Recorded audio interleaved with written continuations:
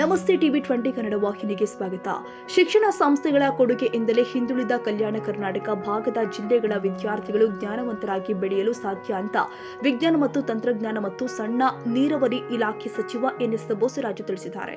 ರಾಯಚೂರು ಜಿಲ್ಲೆಯ ಮಾನ್ವಿ ಪಟ್ಟಣದ ನೇತಾಜಿ ಸುಭಾಷ್ ಚಂದ್ರ ಬೋಸ್ ಶಿಕ್ಷಣ ಸಂಸ್ಥೆಯ ನೂತನ ವಿಜ್ಞಾನ ಪದವಿ ಪೂರ್ವ ಕಾಲೇಜು ಉದ್ಘಾಟನೆ ಹಾಗೂ ವಿಜ್ಞಾನ ವಸ್ತು ಪ್ರದರ್ಶನ ಉದ್ಘಾಟಿಸಿ ಮಾತನಾಡಿ, ನೇತಾಜಿ ಶಿಕ್ಷಣ ಸಂಸ್ಥೆಯ ಮಾಲೀಕರು ಆದ ಕೆ ನರಸಿಂಹಲು ಮತ್ತು ಅವರ ಪತ್ನಿ ಕೆ ವಿಜಯಲಕ್ಷ್ಮಿ ಅವರ ಕೊಡುಗೆಯಿಂದ ಸಂಸ್ಥೆ ಬೆಳೆಯಲು ಸಾಧ್ಯವಾಗಿದೆ. ನೇತಾಜಿ ಶಿಕ್ಷಣ ಸಂಸ್ಥೆಯಲ್ಲಿ ಶಿಕ್ಷಣ ಪಡೆದ ವಿದ್ಯಾರ್ಥಿಗಳು ನಾನಾ ಕ್ಷೇತ್ರದಲ್ಲಿ ಸಾಧನೆ ಮಾಡುವುದು ಶ್ಲಾಘನೀಯ ಎಂದಿದ್ದಾರೆ. ಶಾಸಕ ಹಂಪಯ್ಯ ನಾಯ್ಕ ಮಾತನಾಡಿ, ಕಾರ್ಯಕ್ರಮ ಮಾಡುವುದು ಸುಲಭ, ಆದರೆ ಆ ನೇತಾಜಿ ಶಿಕ್ಷಣ ಸಂಸ್ಥೆ ನರಸಿಂಹ ಮತ್ತು ಅವರ ಪತ್ನಿ ವಿಜಯಲಕ್ಷ್ಮಿ ಅವರ ಕಷ್ಟದ ಫಲವಾಗಿ ಸಾವಿರಾರು ವಿದ್ಯಾರ್ಥಿಗಳು ಶಿಕ್ಷಣ ಕಲಿಯಲು ಸಾಧ್ಯವಾಗಿದೆ ಎಂದಿದ್ದಾರೆ.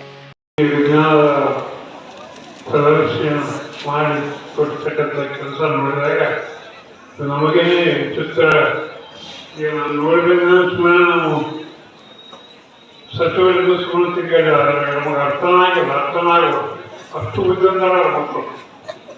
ಈಗಿನ ಜನರೇಷನ್ ಮಕ್ಕಳು ಅಷ್ಟು ಬುದ್ಧಿವಂತ. ನಾವು ಸ್ವಲ್ಪ ಹೇಳಿದ್ರೆ ಸಾಕು ಮುಂದಿನ ತರಗತಿ ಅಂತ ಜನರೇಷನ್ ಈಗ ನೋಡಿದ್ರೆ ನಾವು ಅವತ್ತಿನ ದಿವಸ ಸ್ಕೂಲಿಗೆ ಹೋಗೋದಾದ್ರೆ ನಮ್ಮ ತಾಯಿ ಬೆಳದೊಡ್ಡಿ ಕೊಟ್ಟು ಸಾಲಿ ಕಳಿಸ್ತದೆ. ಬೆಳದೊಡ್ಡಿ ಸಾಲ 3 ಸಾಲಿ ಆ ಬೆಳದೊಡ್ಡಿಂತ ಸಾಲಿಗೆ ಹೋಗ್ತಿದ್ದೆ ಲೆಕ್ಕ.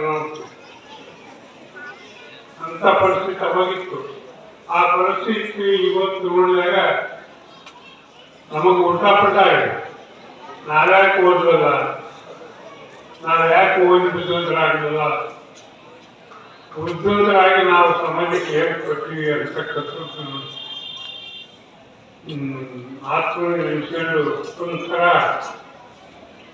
ಮನಸ್ಸು ಕೆಟ್ಟಿಚಾಗತಕ್ಕಂಥ ಕೆಲಸ ಆಗುತ್ತೆ. ವಿದ್ಯೆ ಅಂತಕ್ಕಂಥದ್ದು ಬಹಳ ದೊಡ್ಡದು. ಅಂತ ಒಂದು ವಿದ್ಯೆನ ಇವತ್ತು ಮಾನವಿ ಬ್ಯಾಕ್ವರ್ಡ್ ಏರಿಯಾದಲ್ಲಿ ಸ್ವಲ್ಪ ವಿದ್ಯಾರ್ಥಿಗಳಿಂದ 1100 ವಿದ್ಯಾರ್ಥಿಗಳವರೆಗೆ ಇವತ್ತು ವ್ಯಾಸಂಗ ಮಾಡಿ ಬರೀ 25,000 ಸ್ಕೂಲ್ ನಡೆಸೋದ್ರ ಜೊತೆಗೆ 1 ವರ್ಷ 2 ವರ್ಷ ಒಂದೊಂದು ಸಪ್ರೇಟ್ ಎಲ್ಲ ಮಾಡಿ ಇವತ್ತು ಲಾಸ್ಟು PUC ಸೈನ್ಸು ಕೂಡ ಕಾಲಿಟ್ಟಿದ್ದಾರೆ. ಈ ಮಾನವಿ ಬಡಜನರ ಪುಣ್ಯ ಅಂತ ಕೇಳೋದು ತಪ್ಪಾಗುತ್ತೆ. ಇವತ್ತು ಬಡ ಮಕ್ಕಳು ನಾವು ಇಂಜಿನಿಯರ್ ಆಗಬೇಕು, ಡಾಕ್ಟರ್ ಆಗಬೇಕು, ಯಾವುದೋ ಒಂದು ದೊಡ್ಡ ಪ್ರದೇಶ ಮಾಡ್ಕೋಬೇಕಾದ್ರೆ ನಾವು ಏನು ಮಾಡಬೇಕು, ಹೋಗಿ ಅಲ್ಲಿ ಓದಿ ದುಡ್ಡು ಖರ್ಚು ಮಾಡಿ ಓದ್ತಕ್ಕಂಥ ಶಕ್ತಿ ಬಡತನದಿಂದ ಹೇಳಲ್ಲ. ಅಂತ ಒಂದು ಇದರಲ್ಲಿ ಇವತ್ತೇನಂತಂದ್ರೆ ನಮ್ಮ ನರಸಿಂಹನವರು ಕಷ್ಟಪಟ್ಟು, ಈಗ ಅವ್ರು ಹೇಳಿದ್ರು ಪ್ರಾಸ್ತಾವಿಕವಾಗಿ ಮಾತಾಡೋಕ್ಕೆ ಕಷ್ಟಪಟ್ಟು ನೋಡೋದಕ್ಕೆ ಬಹಳ ಚಂದ, ಮಾಡೋದಕ್ಕೆ ಬಹಳ ಕಷ್ಟ.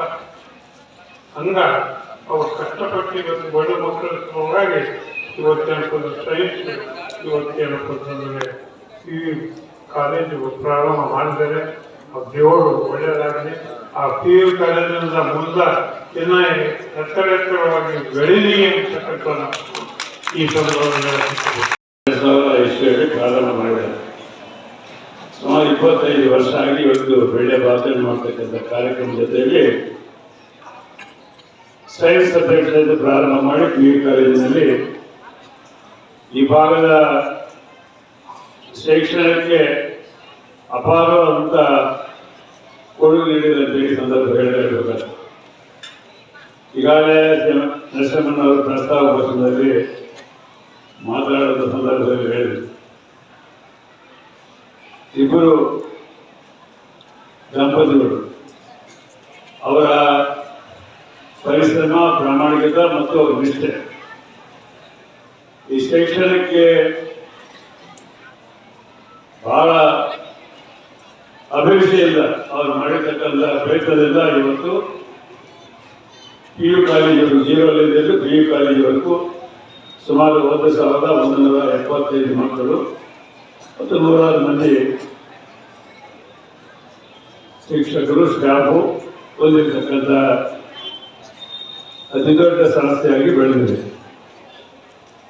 ಅವ್ರು ಯಾವುದೇ ಸರ್ಕಾರದ ಸಹಕಾರ ಸಿಗಲಿಲ್ಲ.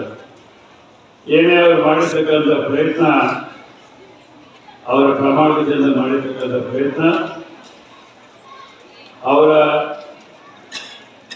ಏನು ಕಮಿಟ್ಮೆಂಟ್ನಿಂದ ಒಂದು ಶಿಕ್ಷಣಕ್ಕೆ ಈ ಪ್ರದೇಶದಲ್ಲಿ ರೂಪುರೇಷೆ ಕೊಡಬೇಕಂತೇಳಿ ದಂಪತಿಗಳು ಮಾತಾಡಿ ಇವತ್ತು ಈ ಮಟ್ಟಕ್ಕೆ ತರಬೇಕಾದ್ರೆ ನಾವೆಲ್ಲರೂ ಅವ್ರನ್ನ ಅಭಿನಂದಿಸುವಂಥ ಸಂದರ್ಭ ಅಂತ ಹೇಳಿ ನನ್ನದು. ಇವತ್ತು ಶಿಕ್ಷಣ ಸಂಸ್ಥೆಗಳು ರಾಜ್ಯದಲ್ಲಿ ಅನೇಕ ಭಾಗಗಳಲ್ಲಿ ಬೆಳೆದು ಬಂದಿವೆ. ಅನೇಕ ಪಟ್ಟಣ ಪ್ರದೇಶಗಳಲ್ಲಿ, ಬೆಂಗಳೂರಿನಲ್ಲಿರ್ಬೋದು, ಮಂಗಳೂರಿನಲ್ಲಿರ್ಬೋದು, ಬೇರೆ ಬೇರೆ ಪ್ರದೇಶಗಳಲ್ಲಿ ಯಾವಾಗ ರೀತಿಯ ವ್ಯಾಪಾರಕ್ಕಾಗಿ ಮಾಡ್ಕೊಂಡಿರ್ತಕ್ಕಂಥ ಶಿಕ್ಷಣ ಸಂಸ್ಥೆಗಳು ಸಹಿತಿದೆ. ಆ ಶಿಕ್ಷಣ ಸಂಸ್ಥೆಗಳು ಯಾವ ರೀತಿಯಾಗಿ ಬೆಳೀತಾವೆ ಅಂತ ನಮಗೂ ಗೊತ್ತಿದೆ. ಆದರೆ ಈ ರೀತಿಯಾಗಿ ಅತ್ಯಂತ ಹಿಂದುಳಿದ ಪ್ರದೇಶ ಆಗಿರ್ತಕ್ಕಂಥ ಕಲ್ಯಾಣ ಕರ್ನಾಟಕ ಪ್ರದೇಶದಲ್ಲಿ ನಮ್ಮ ನಂಜನಗೂಡು ವರದಿ ಪ್ರಕಾರ ನಮ್ಮ ತಾಲೂಕು ಸಹಿತ ಮನೆ ತಾಲೂಕು ಅತ್ಯಂತ ಹಿಂದುಳಿದ ತಾಲೂಕು ಅಂತೇಳಿ ಗುರುತಿಸಿರುವಂಥ ತಾಲೂಕು. ಸೊ ಇಲ್ಲಿ ಶಿಕ್ಷಣ ನಮ್ಮದು ಕೊನೆ ಭಾಗದಲ್ಲಿದ್ದಂಥ ಪ್ರದೇಶ.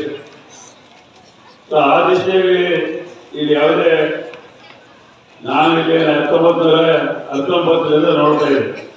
ಯಾರೇ ಅಧಿಕಾರಿಗಳು ಇಲ್ಲಿ ಬರಬೇಕಾದ ಸಹಿತ ಮೊದಲು ಕೇಳ್ತಿದ್ರು, ನಿಮ್ಮಲ್ಲಿ ನಾವು ಬರ್ಬೋದು, ನಮ್ಮ ಮಕ್ಕಳ ಪರಿಸ್ಥಿತಿ ಏನಂತ ಕೇಳ್ತಿದ್ರು. ಯಾರ್ಯಾರು ಪೊಲೀಸ್ ಆಫೀಸರ್ ಇರ್ಬೋದು, ರೆವಿನ್ಯೂ ಅಧಿಕಾರಿಗಳು ಇರ್ಬೋದು, ಯಾರೇ ಅಧಿಕಾರಿಗಳು ನಮ್ಮ ಭಾಗಕ್ಕೆ ಬರೀ, ರೈತರಿಗೆ ಬರೀ, ಮಾನಿಗೆ ಬರೆದ್ರೆ ನಮಗೆ ನಮ್ಮ ಮಕ್ಕಳಿಗೆ ಶಿಕ್ಷಣ ಸಿಗೋದಿಲ್ಲ, ಯಾವುದೇ ಶಾಲೆಗಳು ಇಲ್ಲ, ಕಾನ್ವೆಂಟ್ಗಳು ಇಲ್ಲ, ಹಾಗಾಗಿ ನಮಗೆ ತೊಂದರೆ ಆಗ್ತದೆ ಸರ್ ಅಂತ ಹೇಳಿ ಇಲ್ಲಿ ಬರಲಿಕ್ಕೆ ಭಾಳ ಅವರ ಆಸಕ್ತಿ ಇರ್ತಿರ್ಲಿಲ್ಲ. ಅಂಥ ಸಂದರ್ಭದಲ್ಲಿ ಈ ಪ್ರದೇಶನ ಅಭಿವೃದ್ಧಿ ಮಾಡುವಂಥ ಪ್ರಯತ್ನ ಎಲ್ಲ ಸರ್ಕಾರಗಳು ಮಾಡಿದೆ. ಆದರೆ ಇವತ್ತಿಗೂ ನಾವಿನ್ನೂ ಕೊನೆ ದಿಸೆಯಲ್ಲಿದ್ದೀವಿ. ಬೀದರ್ನಲ್ಲಿ ಮಾಡಿ 33ರಲ್ಲಿ ಈ ವರ್ಷದ ರಿಸಲ್ಟ್ ಅನಿಸಾಯಿತು. ಕೊನೆಯದಾಗಿ ಬೀದರು, ಆದ ನಂತರ ಗುಲ್ಬರ್ಗ, ಆದ ನಂತರ ಯಾದಗಿರಿ, ಮೇಲೆ ನಾಗರಿಕ. ನಾವದನ್ನ 39ನೇ ಜಾಗದಲ್ಲಿ 28ನೇ ಜಾಗದಲ್ಲಿ ನಾವಿದ್ದೀವಿ. ಕಲ್ಯಾಣ ಕರ್ನಾಟಕ ಇವತ್ತಿಗೂ ಕೊನೆ ಪರಿಸ್ಥಿತಿಯಲ್ಲಿ ಇದ್ದೀವಿ. ಇದನ್ನು ಹೆಚ್ಚು ಮಾಡಬೇಕಂತೇಳಿ ರಾಜ್ಯ ಸರ್ಕಾರ, UPA ಸರ್ಕಾರ ಕೇಂದ್ರದಲ್ಲಿರ್ತಕ್ಕಂಥ ಸಂದರ್ಭದಲ್ಲಿ ನಾವು ಇವತ್ತು 371J ಕೊಡೋ ಮುಖಾಂತರ ಶಿಕ್ಷಣ, ಆರೋಗ್ಯಕ್ಕೆ ಹೆಚ್ಚು ಕೊಡಬೇಕು ಮತ್ತು ಎಂಪ್ಲಾಯ್ಮೆಂಟು, ಡೆವಲಪ್ಮೆಂಟ್ ಸಹಿತ ಕೊಡಬೇಕಂತೇಳಿ ಅದನ್ನು ಮನಮೋಹನ್ ಸಿಂಗ್ ಅವರು ಮಾಡಿರ್ತಕ್ಕಂಥ ಪ್ರಯತ್ನದ ಮುಖಾಂತರ ಶ್ರೀಮಾನ್ ಮಲ್ಲಿಕಾರ್ಜುನ ಖರ್ಗೆ ಅವರು, ದಿವಂಗತ ಧರ್ಮಸಿಂಗ್ ಅವರ ಒಂದು ಪ್ರಯತ್ನ ಜೊತೆಯಲ್ಲಿ ಇವತ್ತು ಸ್ಪೆಷಲ್ ಸ್ಟ್ಯಾಟಸ್ ಸಿಕ್ಕಿರ್ತಕ್ಕಂಥ ನಮಗೆಲ್ಲ ಗೊತ್ತಿದೆ. ಅದನ್ನು 2013ರಲ್ಲಿ ಶ್ರೀಮಾನ್ ಸಿದ್ದರಾಮಯ್ಯ ಪ್ರಥಮ ಬಾರಿಗೆ ಮುಖ್ಯಮಂತ್ರಿ ಆಗಿರ್ತಕ್ಕಂಥ ಸಂದರ್ಭದಲ್ಲಿ ಇದು ಜಾರಿಗೊಳಿಸ್ತಕ್ಕಂಥ ಪ್ರಯತ್ನ ಆಗಿ ಈಗಾಗಲೇ 12 ವರ್ಷ ಮುಗಿದ 13ನೇ ವರ್ಷದಲ್ಲಿ ಇದ್ದೀವಿ. ಈ 13 ವರ್ಷದ ಸಹಿತ ಸತತವಾಗಿ ಪ್ರಯತ್ನ ಮಾಡ್ತಾ ಇದ್ದೀವಿ. ಸಾಕಷ್ಟು ಹಣ ಹೋದ ವರ್ಷದಲ್ಲಿ ಸಹಿತ ಶೈಕ್ಷಣಿಕ 1,250 ಕೋಟಿ ಕೊಟ್ಟು, ಈ ವರ್ಷದಲ್ಲಿ ಸಹಿತ 1,250 ಕೋಟಿ ಕೊಟ್ಟು, ಹೀಗೆ ಕೊಟ್ಟು ಸಹಿತ ಇನ್ನು ನಮ್ಮ ಸರ್ಕಾರಿ ಶಾಲೆಗಳಲ್ಲಿ ಇನ್ನೂ ಅಭಿವೃದ್ಧಿ ನಾವು ಕಾಣ್ತಾ ಇಲ್ಲ. ಹಾಗಾಗಿ ಸಾಕಷ್ಟು ಮಂದಿ ಇವತ್ತು ಪ್ರೈವೇಟ್ ಶಾಲೆಗಳಿಗೆ ಬರುವಂಥದ್ದು ನಾವು ನೋಡ್ತಾ ಇದ್ದೀವಿ.